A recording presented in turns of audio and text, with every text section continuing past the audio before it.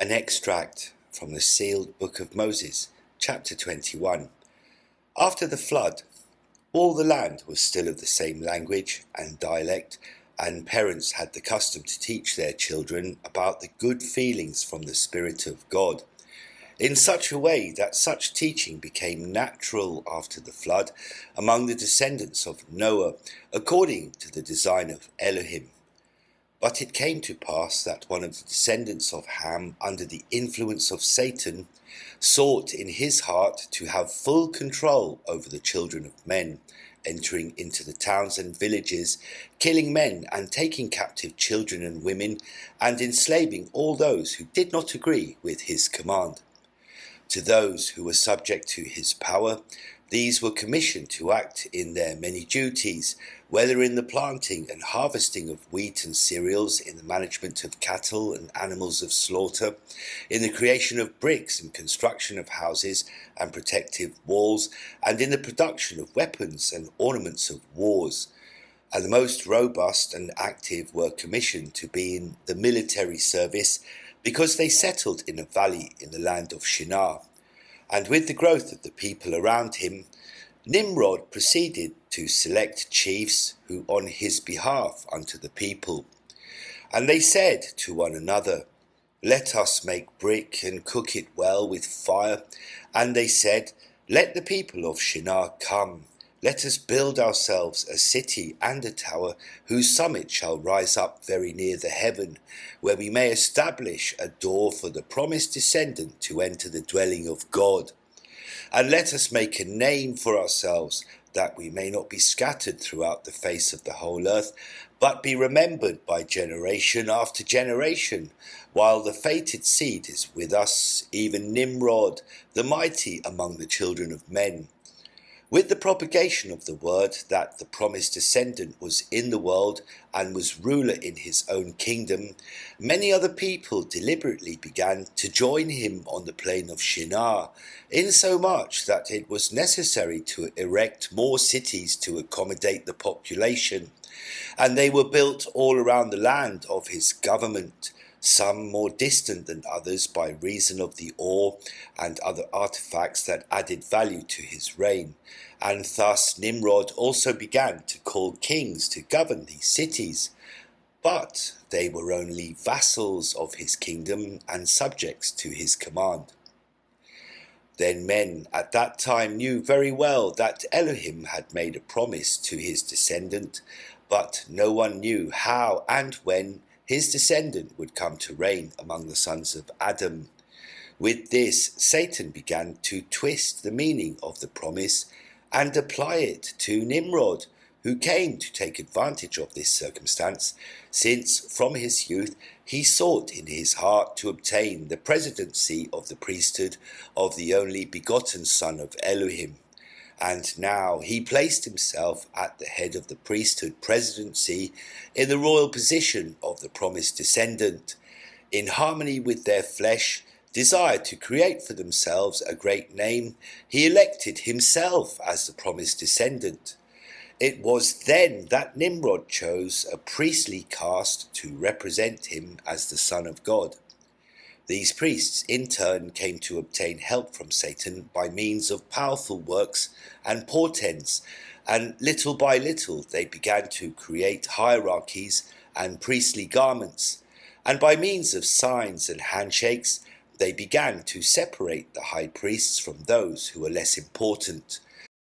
Soon the high priests of the order Mahan began to form dogmas in relation to the promised descendant, and to reverse the correct pronunciation of the name Nimrod for the pronouncing Marduk, which means Lord. In these days, when Nimrod succeeded in promoting false self-worship as the promised descendant, he and his confederates began spreading their priestcraft through the land to keep the absolute control of the children of men.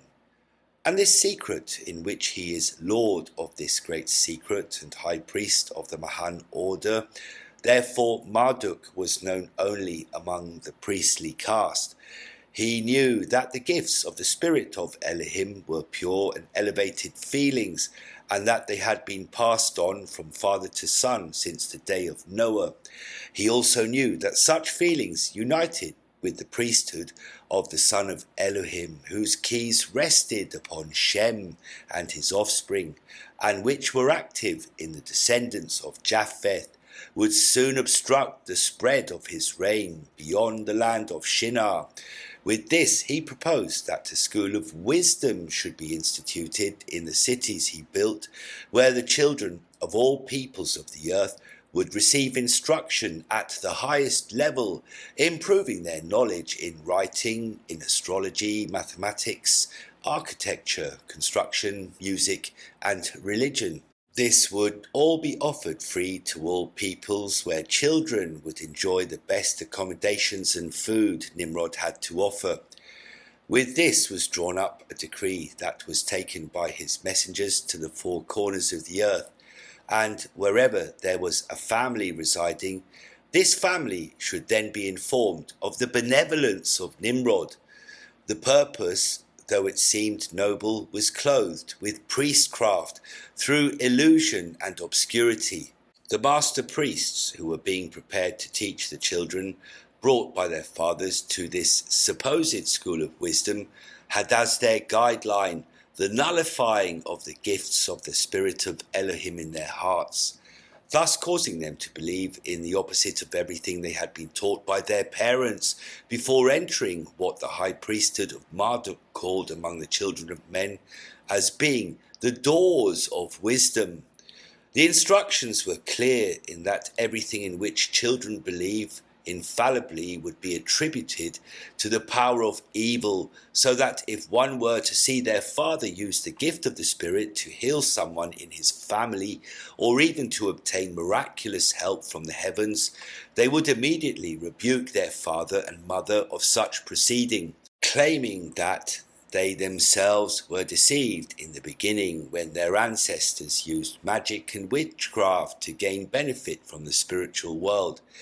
This mode of teaching was widely accepted among the peoples of the earth, and in a short time the power and influence of the gifts from the spirit of Elohim ceased to exist in their fullness in the feelings of men,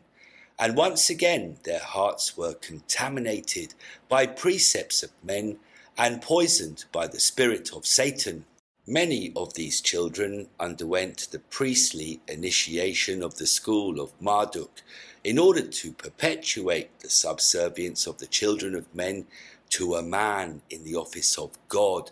And when Elohim spread the people to the four corners of the earth, it was these young priestly apprentices who later founded kingdoms with the same principle, wherein a man was venerated as the son of God or of the gods, because there was a mixture of doctrines between the people that were gathered together in the land of Shinar.